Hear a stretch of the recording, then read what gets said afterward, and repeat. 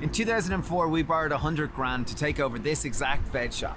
We were two 24-year-old idealists with the dream of starting a health food revolution. We wanted to use business as a vehicle for social change to help build a better world. We started with a little van, a market run, and 600 square foot of retail space. I remember on our very first day, 14 years ago, back in this very little shop. It was a fruit and veg shop, and we had sales of €500 on the first day. I remember turning to Steve and going, "Steve, we're gonna be so rich, we made €500!" But I didn't realize that we'd any costs. So little did I know. Profit.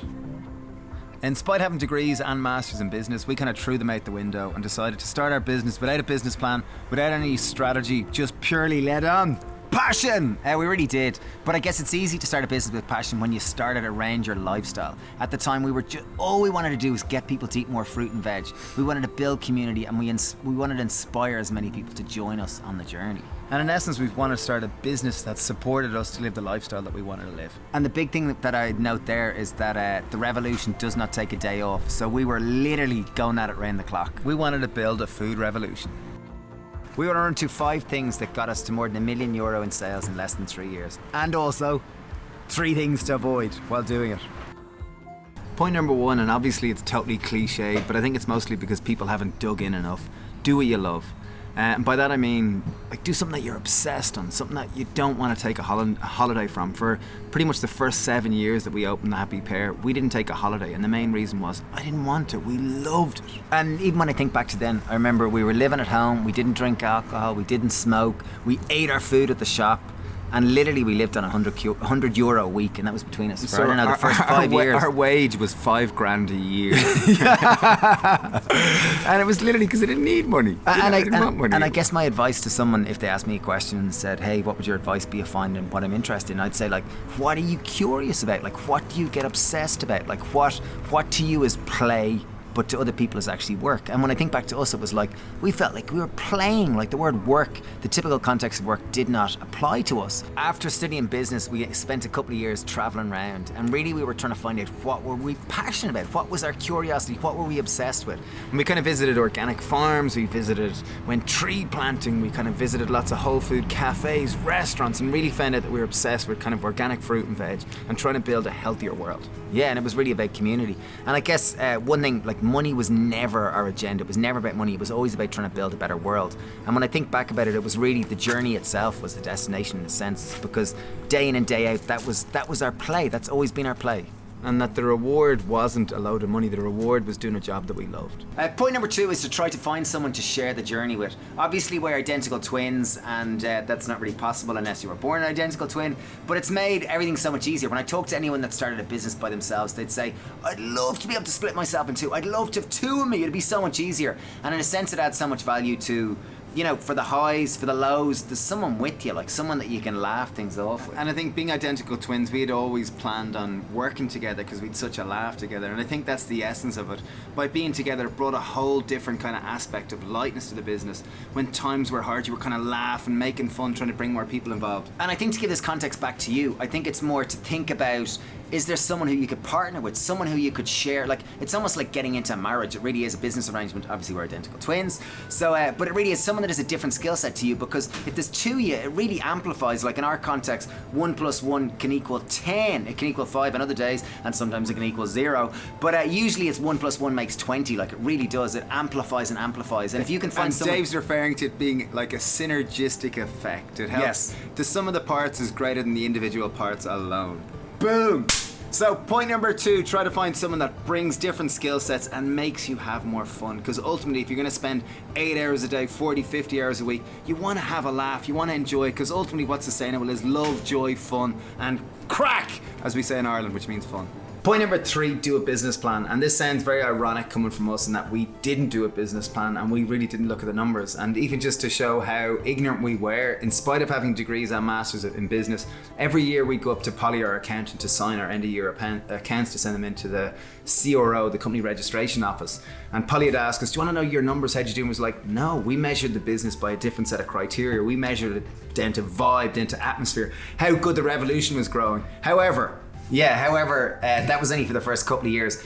Any bit of the business which we start now, we always do a business plan. We really do. And we root it in the numbers, because the numbers is kind of like, in one sense, it's kind of validate like your it's a bit of guesswork, but it really makes you to look at questions and look at things which are really important to look at. So now, like if we're looking at another part, we'll write down what are all the costs, what are all the various different elements of what are projected sales, what are going to be the variable costs, what are the fixed costs, etc., and map out some kind of business plan. And when you are doing a business plan, it's not the qualitative verbs, it's much more like an Excel spreadsheet. It's the numbers, is it? Can I build on it? I would always say, never do a business plan in Word, always do it in Excel. As in a spreadsheet, because then it's numbers based, because you really want it rooted in numbers. Yeah, what you expect your sales to be, what are your costs going to be, and ultimately, are you going to make a profit? Because ultimately, if a business is going to continue within capitalism, it needs to make profit. Profit means you've that ability to grow and that ability to kind of invest in different ventures that you feel are worthwhile. I think it's something like 90% of new businesses fail in the first year, and of those that succeed, those 10% that do succeed, 90% of them fail within 3 years. And really, I'd say most of it's down to the business plan, the lack of kind of numerical focus. Yeah, so profit is quite important.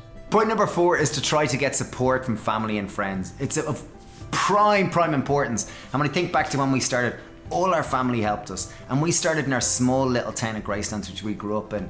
And people really did try to support us right from the start. One, by starting our hometown, it meant you had a small commute to work.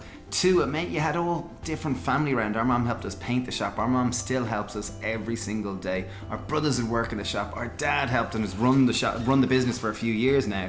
But it was really down to, because we were having a great time, we were really having a good time, people were much more likely to help us. So I think support is so fundamental in the foundation, and particularly in the context of a community. Back right from the start, as we said, we wanted to start a health food revolution. So we used to go talk to schools. We were looking for anyone that would listen, and schools were obviously really important in terms of revolution. We used to go along and we do quizzes with primary schools, with secondary schools, we do actual talks. And that's even relevant today, 14 years later. We're doing a 2-week tour of schools in 2 weeks' time. We're going to speak to 20 schools. We're going to go country. to 8 to 10 schools locally, and then we're going to 8 to 10 schools nationally all around Ireland, which is super cool to talk about climate change, trying to eat more veg and trying to live a healthier life. But point number 4 in terms of starting your own business is really try to get support from friends and family. It's so important, because particularly in the low times and the high times, if you build a network of people, it's far more sustainable, that they're all going to help support you, and that starts with a community. And to go a bit cliched, like in a forest, or like a tree on its own on a hillside, it's much more likely to fall over, but in a forest there's lots of other trees to hold it up when at times it starts faltering. So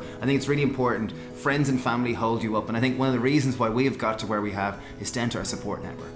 Point number 5, and I think this is one of the most important ones, is perseverance, sticking with it. As the expression goes, the darkest hour of the day is before dawn. And by that means that it's that light just before the darkest hour is daylight, and that's the end of it. And that's kind of, to me, it symbolizes when you're struggling most, when you're about to quit up, that's just when you're about to have a break. And this is even, you think of in the movies, there's always the climax, there's a low point, oh my god, he's not gonna do it, she's not gonna do it, and then it happens. And I can even give that context back to us. I remember back, it must have been, now this isn't, I remember back, like 7 years ago. It was back about 7 years ago. And we were struggling, like I was like, oh my god, I can't work any harder, like we can't work any harder. We're struggling to pay bills, struggling to pay suppliers, struggling to pay everything. Just problems were going wrong, winter was coming in. Yeah, and then ovens were breaking and everything. It was totally epitome of, oh my god, this is the low point of the story. And then like a month later, we brought out our first cookbook, and with that, we did so much publicity and we did so much radio and TV, and the book started selling, people started coming from everywhere, and the whole business took a totally different trajectory. So not to say the book was the catalyst, but just sticking with things, that tends to be these cyclical kind of peaks and troughs, or it goes up and then it flat. At that point, just as you're about to give up, stick with it, because you'll be surprised what will come out of it. Yeah, the inflection points. As we said, we started the Happy Pear in 2004. In 2007, we turned over more than €1 million. However, just to clarify, €1 million in sales is very different to €1 million in profit. Although we had €1 million in sales, we probably had close to €1 million in cost. So, therefore, we did not make loads of money. But I guess business is one of the most fun things we've ever done. We've been at it now 15 years, and here's 3 things that we would say that if we were back starting off again. Number 1, do it again. It's such fun. Number 2, embrace failure. I think failure is the mother of innovation, and failure is something that people are often so afraid to do, and failure is something that we are experts at. We jump headfirst into things and make so much mistakes. However, we have a great support team to help us up, and 2, we love to laugh about it and get up and make another mistake and learn from it. Third thing, what's the third thing you'd avoid doing? What would you tell yourself? The third thing which you wouldn't like to do? do business plans. Have you caused yourself a lot of hardship by just Yeah. not listening? I did a degree and a master's in business, and I literally threw it out the window because, to me, the degree and master symbolised capitalism, and I threw out capitalism and went, no, this is a social movement. We want to create a better world. However, if we're using business as our vehicle for social change, the business needs to be financially prudent and Can I build financially on that? buoyant. Yeah. Point number 4, or point number 3B, is make peace with making profit. I think it probably took us 10 years to make peace with that idea. We thought, oh my God, profit is bad. Like, it is not a good thing, but it's essential. It is the lifeblood and the oxygen of your business. And really, it's just a means of collateral. And it's essential for, if you want to build a better world, you need capital, you need leverage, which is financial. Financial is very important. So making peace with profit, I think, is really, really key. Okay, there you are. That's our video on the basics of business and how to, hopefully some of it will help you Yeah, to create leave a us- business that creates great meaning in your life. But leave us comments down below. Let us know what you thought of this video. We want to start doing a weekly video, which is more like, we're going to pick it around a topic. And this and this one here, obviously, being how to make €1 million with doing something which you love.